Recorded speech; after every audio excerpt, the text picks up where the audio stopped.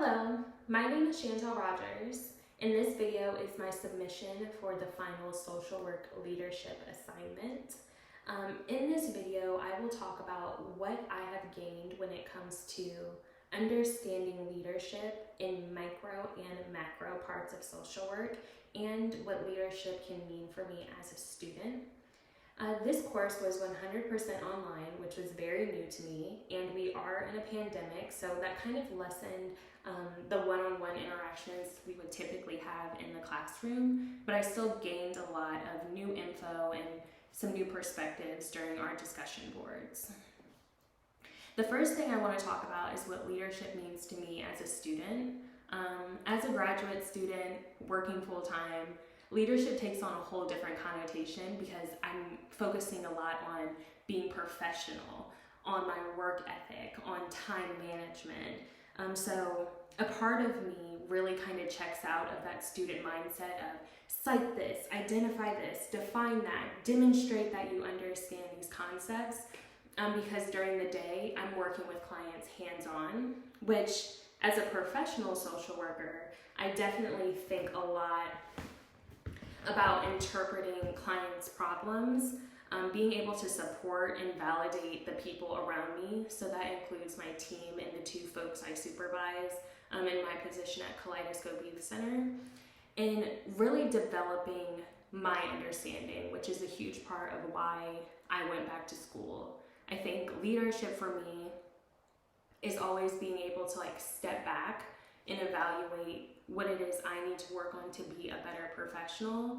And in terms of being a student, it really means self-care, professionalism in and out of the classroom, and maintaining a really good routine.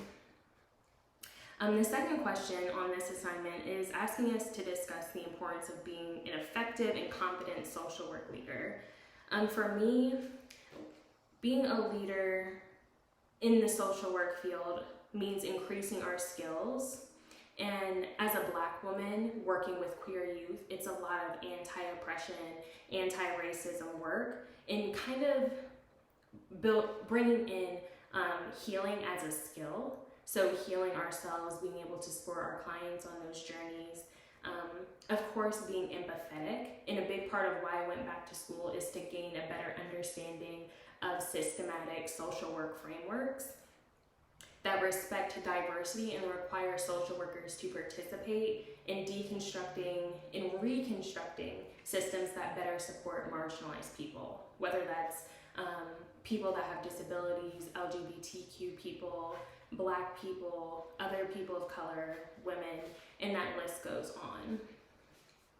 In terms of working with other professionals, I think what makes social work leaders different is that we are champions of change. Like, I come into a room, people hear, oh, you're the social worker, and I'm like, okay, yeah. What does that mean? That means my advocacy for my client must be tied into all of the interventions that we're going to prepare as part of their treatment plans or their case plans. So where a doctor or a nurse or another medical professional is focused entirely on the body of the person, the social worker has a more holistic approach, and that means utilizing more resources, utilizing those same resources differently, and building rapport with clients so there is a therapeutic alliance rather than I'm providing a service. Part of it is that you're broken and I'm here to fix you. I don't believe that social workers are superheroes. We're just smart people that care about others and do so kind of aggressively. That might just be me. But yeah, I think that kind of makes social workers an anomaly when it comes to helping professions, because we do come in with a framework that is anti-oppression, anti-racism, trying not to marginalize people, and really being client-focused or client-centered. So they're kind of informing us on what decisions we can help them make rather than telling them what to do. Key concepts that stood out to me. I'm going to be honest, it was very hard for me to get into this class because sometimes it felt like busy work. That might be a little too bold, but stay with me. what I really enjoyed was the BIA characters and strengths assessment. For that, I got kindness, love, bravery, leadership, and my behavior style was controlling, which I accept. But that assignment really made me think more about how I'm perceived in the workplace. Again, I am a young Black woman. I have left 2 jobs because there was some friction when it comes to how I am perceived by clients as well as by my coworkers as being too assertive or too bossy or even too professional for an environment.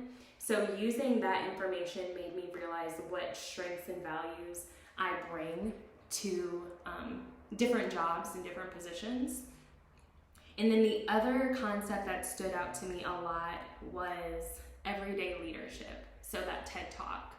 And that, it blew my mind. It touched my heart. It made me think about all the wonderful people I've had the privilege of knowing. In that discussion board, I talked about Ruben, who is a Latino activist that passed away in, I think, about 2 years ago, and how he came to one of my undergrad classes and talked about his experiences. I think that really stands out to me because it shows anyone can be a leader and how easily we as members of this society are intimidated away from that title because it feels so heavy. But if we start thinking of our clients as leaders in their households or leaders in their community or leaders among their friend groups, that really changes how we can approach this work, and it changes what interventions we might apply on a macro level or on a micro level. And I think that's amazing because it shows we all have influence on each other's lives, whether that's positive or negative. But the social worker in me is like, positive influences, everyone's a leader. And I'm going to take that forward when I work with the youth in our center, because as trans or LGBT youth, they are leaders. They're still a generation that's breaking barriers and living in their truth. And that's something I would love to encourage in a lot of our group settings. The 5 components of emotional intelligence. I feel very called out by the self-regulation piece. I definitely know that I need to understand my personal values more and still be flexible about understanding the values and needs of those I work with. Being able to hold myself accountable. I'm definitely a very high-strung, anxious, perfectionist type of person, and I jump into everything with both feet. And when it comes to working with homeless youth in general, honestly, or people in general, when it comes to working with people, that's definitely something I have to rein in and understand that folks process things differently, projects get handled differently, and communities have different needs. And just because mentally I have this standard or expectation doesn't mean it's fair for me to hold everyone to that. And holding myself accountable really looks like taking a deep breath, acknowledging when I've made mistakes or when I've overstepped boundaries, and remaining calm, which in social work is so difficult, especially in your indirect practice, because people can push your buttons. So I've been practicing a lot of mindfulness, a lot of breathing. There's a technique where it's like hand holding, so like you hold a certain finger, and that's supposed to like bring your focus and your energy more to like a grounding level. Sorry, you're gonna hear me turn the paper. Summarize the importance of leadership concepts and principles to students that start that's deep. I think in the social work profession, leadership is poorly defined, and I think this course does a really good job of providing really academically supported, I was trying to get there, models of leadership. So stewardship leadership, transformational leadership stood out to me as well. And I think it encourages social work students to think about our ability to reform and also criticize social work as a profession, and foster more innovative approaches to social problems, whether that's with a client or on a societal level.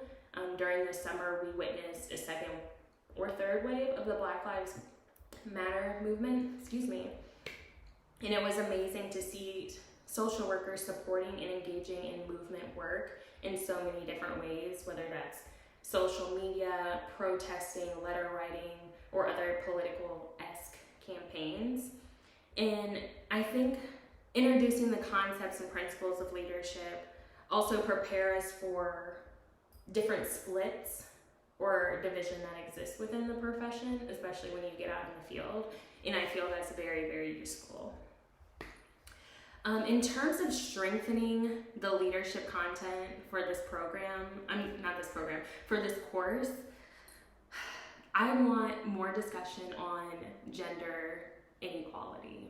So we're talking about leadership, but I don't recall us really talking about how female or femme or cisgender women are held to a different standard than men in social work and in leadership positions. Again, Black woman leadership position. I would love for it to touch on the impact of racism in going even further, might be a little radical, but I'm in the right place, addressing white supremacist culture and its influence in how we view professionalism. So when you're a leader and you're a leader of color, what standards are you held to that aren't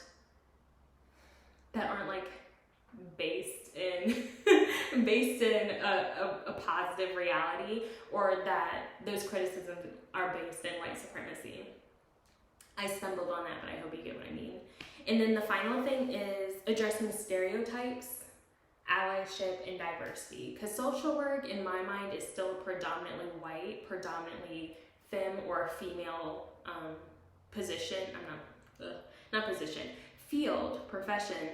And I would like to have that addressed in how it can show up in toxic ways in the workplace, what being a good ally is, especially if you are working your way up or trying to be a leader among your coworkers, and addressing how stereotypes play into diversity and diversity-esque politics.